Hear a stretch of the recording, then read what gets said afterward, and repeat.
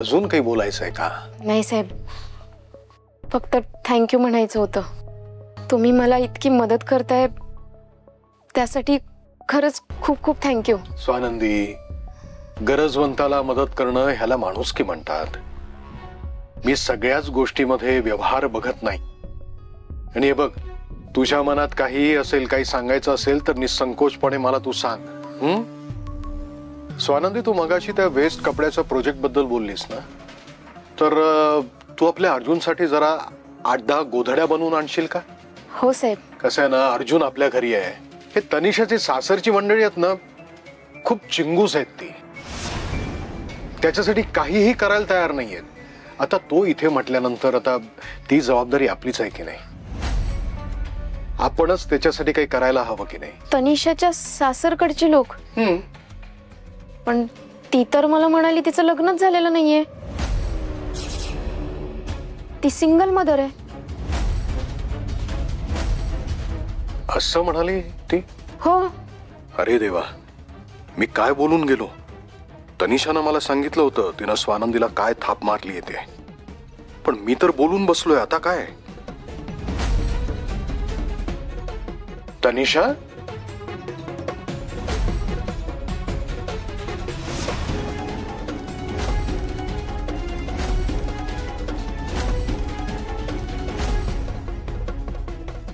तनिषा, सरपोतदार साहेब आता काय म्हणाले ऐकलंस ना तू? तू तर म्हणाली होतीस तुझं लग्नच झालेलं नाहीये, तू सिंगल मदर आहेस. तू खोटं बोललीस माझ्याशी.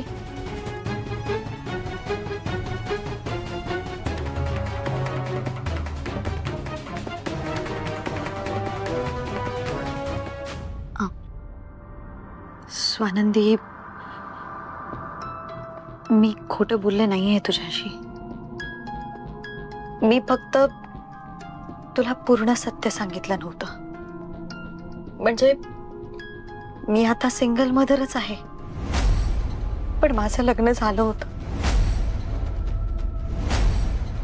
आमचं लव्ह मॅरेज झालं होतं. स्वानंदी, अगं मी त्याच्या इतकी प्रेमात होते ना की लग्नाआधी काय आणि लग्नानंतर काय मला त्याचं खरं रूप कळलंच नव्हतं. म्हणजे त्याचं ओव्हर प्रोटेक्टिव्ह असणं मला त्याचं प्रेम वाटायचं. त्याने माझ्यावर घेतलेला संशय मला पॉसेसिव्हनेस वाटायचा. त्याची इनसिक्युरिटी पण मला प्रेमच वाटत होती. माझ्या पोटी असलेली काळजी वाटत होती स्वानंदी. पण काय हळूहळू सगळं वाढत गेलं. अगदी मी मार्केटमध्ये पण जायचे ना स्वानंदी, तर त्याला असं वाटायचं की समोरच्या माणसाबरोबर माझा अफेअर आहे. स्वानंदी, अगं त्याने माझ्यावर हात उचलायचा पण प्रयत्न केला होता बराचदा.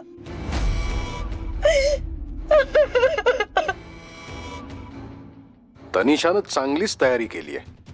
काय छान सिच्युएशन हाताळली तिनं. वा. तनिषा, प्लीज रडू नकोस. स्वानंदी, अगं मी प्रेग्नेंट होते ना, तेव्हाही त्याचं वागणं बदललं होतं. अगं तो मला त्या कंडिशन मध्ये पण मारत होता. मी त्याला समजवण्याचा खूप प्रयत्न केला, पण एकदा तर त्याने कहरच केला. काय केलं त्याने? त्याने संशयावरून मला खूप मारलं. अगं मला धमकी दिली की तो माझ्या माळाला पण मारून टाकेल. मी खरंच खूप घाबरले होते. मला कळत नव्हतं काय करावं, पण ते सगळं सहनशक्तीच्या बाहेर गेलं होतं स्वानंदी. मी माझ्या बाळाला कसं वाचवू, काय करू, मला काहीच कळत नव्हतं. पण माझ्यात अचानक एक शक्ती आली आणि माझ्या हाताला जी कुंडी लागली ना, मी धरून त्याच्या डोक्यात मारली आणि मी घराबाहेर पडले स्वानंदी. आणि तेव्हाच मी ठरवलं की जर मला माझ्या बाळाचं भविष्य चांगलं घडवायचं असेल ना, तर त्या माणसाबरोबर राहून नाही चालणार. म्हणून मी त्याच्यापासून लांब झाले आणि हे सगळं विसरण्याचा खूप खूप प्रयत्न केला मी आणि विसरलेही आहे मी. मला अर्जुनला हे कळू सुद्धा द्यायचं नाहीये की त्याचा बाप आमच्या आयुष्यात होता. त्याची ना लायकीच नाहीये बाप म्हणून घेण्याची. स्वानंदी, अर्जुनची आई पण मीच आहे आणि बाप पण मीच, म्हणून मी सिंगल मदर आहे असं सांगते सगळ्यांना. जे लग्न मी विसरले आहे ना, त्याबद्दल मला कोणालाच सांगायचं नाहीये आता. आय एम सॉरी, मी आधी नाही सांगितलं तुला. सॉरी, माझं चुकलं. माझा खूप मोठा गैरसमज झाला. सॉरी.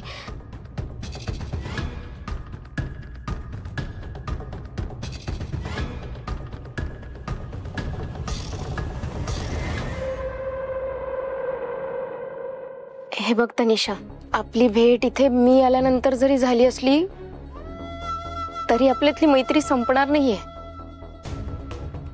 तू असं समज की स्वानंदी नावाची तुला एक जीवाभावाची मैत्रीण आहे, जिच्यासोबत तू काहीही बोलू शकते, तुझं मन मोकळं करू शकतेस. आणि हो, अर्जुनला वाढवायची जबाबदारी जरी तुझी असली तरी मी तुझी मैत्रीण म्हणून तुझी मदत करणार आहे. चालेल ना तुला? Thank you, thank you so much Swati. रडू नकोस.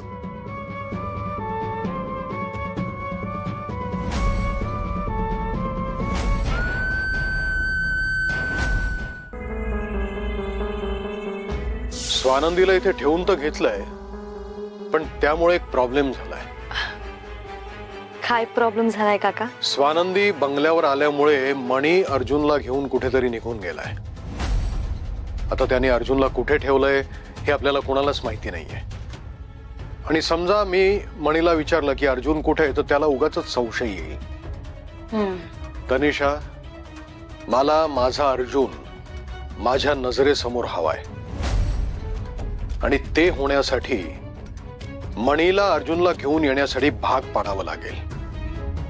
तू असं काहीतरी कर की ज्यामुळे मणी अर्जुनला घेऊन इथे येईल. जमेल तुला? ऑफकोर्स जमेल. का नाही जमणार? पण मला फक्त 2 दिवस द्या काका. आय प्रॉमिस येत्या 2 दिवसात आपला अर्जुन परत आपल्या घरात येईल.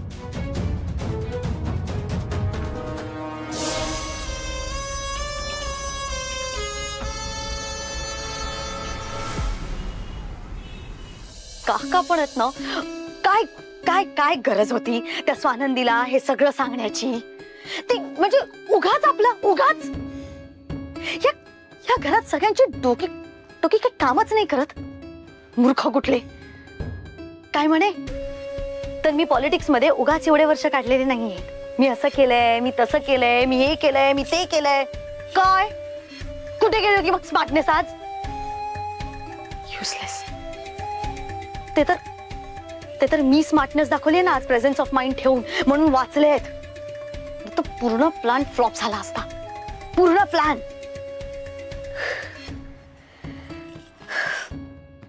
तनिष, पण ह्या सगळ्यात आहे ना तुझं काम वाढलंय. कारण या अर्जुनसाठी जे खोटं बोलली आहेस ना तू, हे सगळं मला हँडल करावं लागणार आहे.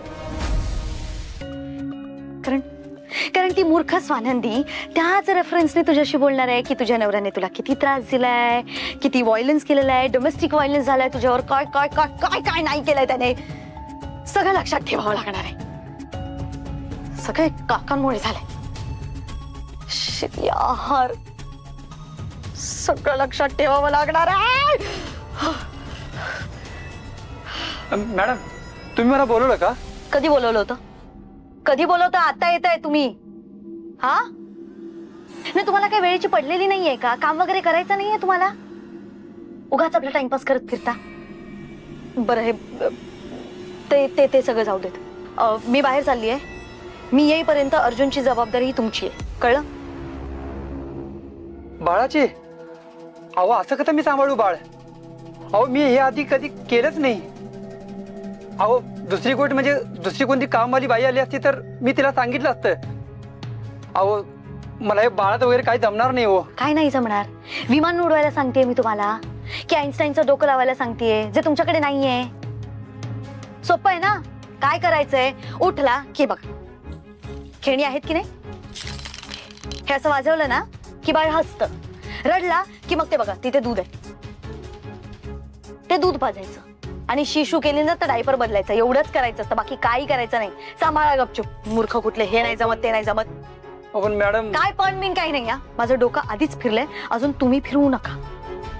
मी येईपर्यंत अर्जुनला सांभाळायचं आणि मला फोन करून डिस्टर्ब करायचं नाही. मी फोन उचलणार नाही, कळलं? बेटर. सांभाळा.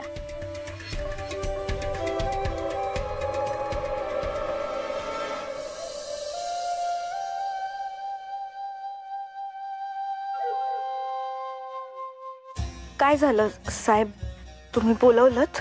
कार्तिकी, तुला किती पैसे हवेत मला एकदाच सांग. काय? नाही हो साहेब, मला नकोत पैसे. ते स्वानंदीला हवेत, मला नकोय. बास झाली तुझी नाटकं. हे बघ, मला माहितीये तू या घरात कशासाठी आली असते, तेव्हा मला एकदाच सांग तुला किती पैसे हवेत ते. हाव साहेब, ते आम्हाला सरपंचाला देणं आहे हो. आम्ही 1 लाखाचं कर्ज घेतलं होतं. 50,000 कसे बसे कमवून दिलेत त्याला, अजून 50,000 द्यायचेत. तर मला सरळ सांगता येत नाही? स्वानंदीला मध्ये कशासाठी घेतलंस तू? आता तिने माझ्याकडे मागितले गरज म्हणून, मी सहज काढून दिले असते तर तिला प्रश्न पडला नसता, संशय आला नसता. हे बघ, तू इथे मदत करायला थांबलीस ना, तर मदत कर. विनाकारण प्रॉब्लेम निर्माण करू नकोस. कार्तिकी,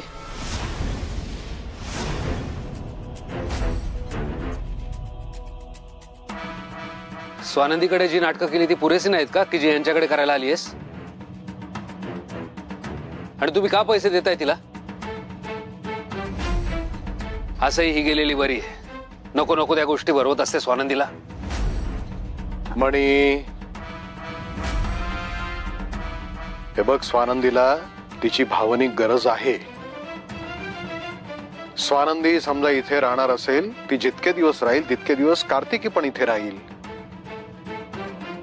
आणि पैशाचा प्रश्न म्हणशील तर स्वानंदीला सांभाळण्यासाठी आपण समजा एखादी बाई ठेवली असती आणि तिला पगार दिला असता, तर आपण असं समजूया ना की कार्तिकी स्वानंदीला सांभाळतीये म्हणून आपण तिला तो पगार म्हणून दिलाय. त्यात काय चुकलं? अहो मग काय 50,000 रुपये पगार? अरे पण एकदाच देतोय आपण, तिला गरज आहे म्हणून. आणि कार्तिकी, त्याच्या पुढे माझ्याकडे पैसे मागायचे नाहीत. तुला इथे खायला प्यायला राहायला मिळतंय ना, ते सुद्धा फुकट, आणि वरनं तुला हे पैसे देणार आहे मी. याच्या पुढे पैसे मागायचे नाही, सांगून ठेवतो मी. हे घे 50,000. धन्यवाद सर, खरंच धन्यवाद. म्हणजे तुम्ही देव माणूस आहात साहेब. तुम्हाला कळतं की गरीबाला किती अडचण असते, ते तुम्ही समजून घेता. पण हे मणी सर बघाव तेव्हा आपले रागतच असतात आणि नुसती खुन्नस देत असतात. त्यांना जरा बी दयामाया काही नाहीये. नाही साहेब, खरंच धन्यवाद. खूप खूप थँक्यू साहेब.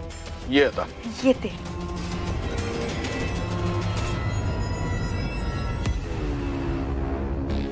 तुम्ही तिला पैसे द्यायला नको होते साहेब, का दिलेत?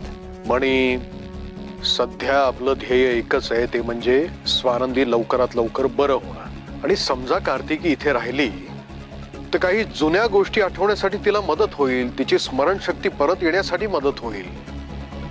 आणि बघ, कार्तिकीला असं वाटतंय की ती इथे राहून आपला फायदा घेते, पण आपण उलट तिचा फायदा घ्यायचा आहे. शेवटी काय माहितीये का, स्वानंदी लवकरात लवकर बरी होणं हे आपल्यासाठी महत्वाचं आहे.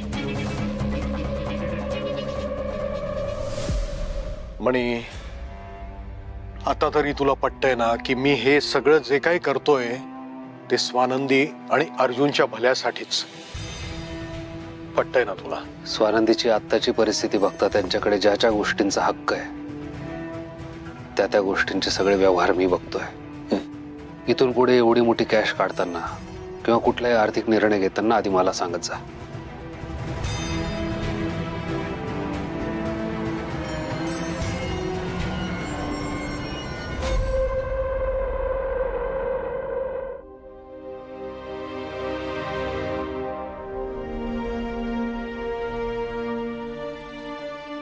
स्वानंदी अशा काळोखात का काम करत बसल्यात?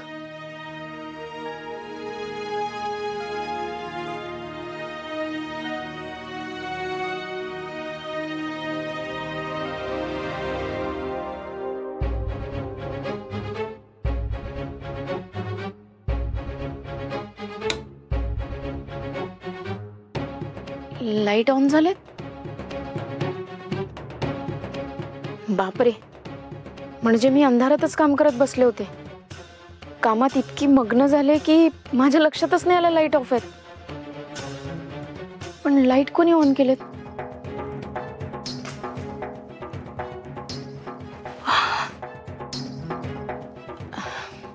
जाऊ दे, आधी काम करते. डिझाईन कंप्लीट करून फॅक्टरीमध्ये पाठवायची आहे.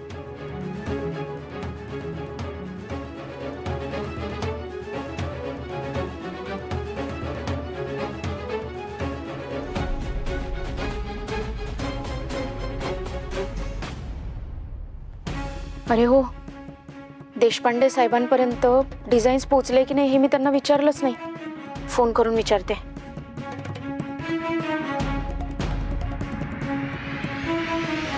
हॅलो देशपांडे साहेब. हॅलो हॅलो, आवाज येत नाही का तुम्हाला माझा? एक मिनिट थांबा. हॅलो हॅलो हॅलो, आता येतोय आवाज? बरं, मी तुम्हाला हे विचारायला फोन केलाय की वेस्टेजपासून ज्या गोधड्या बनवायच्या आहेत त्याची डिझाईन तुमच्यापर्यंत पोहोचली ना? हो, मी बाकी डिझाईन्सवर पण काम करतेय. त्या कंप्लीट झाल्या की मी तुम्हाला लगेच पाठवते. पण आत्ता मी जे पाठवलंय त्यावर काम सुरू करा. हो हो, मी पाठवते तुम्हाला. ठेवू?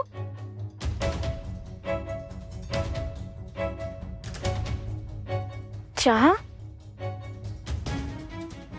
माझ्या खोलीत चहा कोणी ठेवला?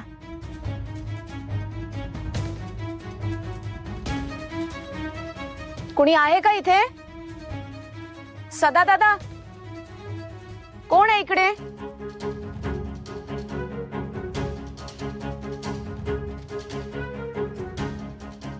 माझ्या खोलीत चहा कोणी आणून ठेवला असेल?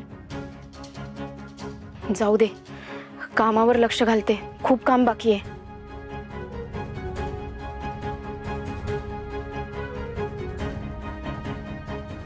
बरं झालं चहा पाठवला. चहाची खरंच खूप गरज होती.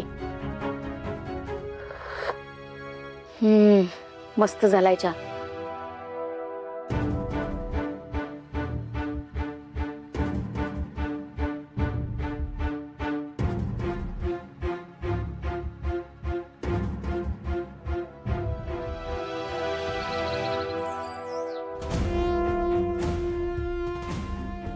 तुमचे 50,000 रुपये.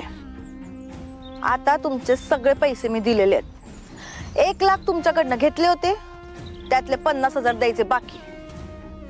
50,000 रुपये. आता आपला सगळा संबंध संपलाय. यापुढे मला फोन बिन काही बी करायचं नाही. हे पैसे धरा आणि या आता निघा. चला दमाने घे, गुडभर राहिलंय. थांब.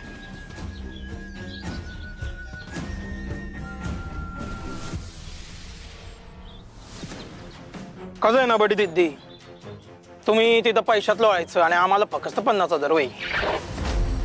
फोनवर काय म्हणली होती, सरली का? बरं हे जाऊ दे. कोणता मास घेऊन आली? पैसे कधी ना कधी संपतील तेव्हा माझ्याकडे येशील. मायला 1 रुपया कमवायची अक्कल नाही आणि ढीकभर मास घेऊन आली. ए, तोंड सांभाळून बोलायचं. दिलेत ना तुझे सगळे पैसे. आता तुम्ही निघा इथनं. चला निघा पटपट. धरा पैसे. बरी दिदी, तोंड सांभाळून तुम्ही बोलायचं नाही काय? तुला व्यवहार ज्ञान नाही. तुम्ही घेतलं होतं आमच्याकडून 1 लाख रुपये. ते वर्षभर वापरले. त्या 1 लाखावर दर महिन्याला 10% व्याज लागलं. म्हणजे व्याजाचं किती झाले? व्याजाचे झाले 1,20,000. किती? 1,20,000. हा. आता कसा आवाज खाली गेला, नाजूक नाजूक बोलायला लागली. असं बोलायचं माझ्यासोबत. 1,20,000 वरती झाले बरं. मग आता तू मला दिले 1,00,000 मुद्दल. उरले किती? 1,20,000. ते कधी देणार ते सांग. चल, फार नको तोंड वाकडं करू. आज जरा बरी दिसते. 20,000 तुला डिस्काउंट दिला. उरलेले 1,00,000 कधी देणार ती डेट सांगायची आणि हे तोंड काळ करायचं, निघायचं. चला बोला. तुमच्या काकाने तरी लावले होते का हो महिन्याला 10% व्याज? मी तुमच्याकडनं 1,00,000 रुपये घेतले होते आणि ते मी आता पूर्ण देतीये. हे पैसे तुम्ही घ्यायचे आणि तुम्ही निघायचं इथनं. समजलं? धरा. काढा काढा, आमचा काका काढा, आम्हाला माझ दाखवा. काही दिवस सगळ्यांचे फिरतेत. कधी ना कधी तुझ्या बहिणीला सगळं आठवल. मग तिला आठवल तू किती डेंजर येते. मग ती तुला लात मारल, घराबाहेर काढल. मग तुझा आधार एकमेव किसनराव भुईर. मग तू येशील ना माझ्याकडे पैसे मागायला, तेव्हा मला माज दाखव. मी तुला दाखवतो माज कसा असतो आणि कसा दाखवायचा असतो. चला निघा, तोंड काढ जरा आता. बरं थांब, लगेच जाऊ नको. एक काम कर, दे 20 रुपये. 10 रुपये याला द्यायचे, 10 रुपये तू घ्यायचे. याचे कसले? मी चहा प्यायलो त्याचे. आणि तुझे कसले? 10 रुपयाचं बसचं तिकीट काढायचं आणि घरी जायचं. चालत जायचं नाही. काळजी आहे मला तुझी. बर येऊ का? मग माझी काळजी नको करू ग, मी गाडी घेऊन आलोय. हा चला.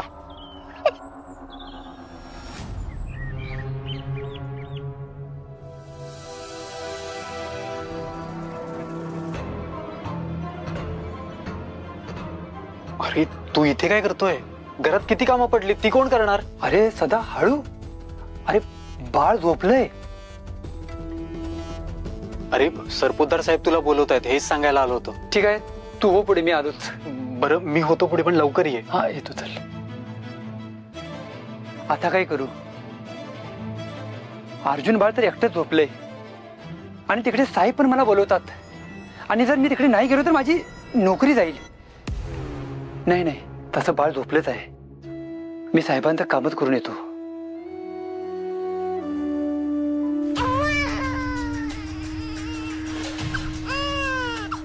अर्जुन इतका का रडतोय?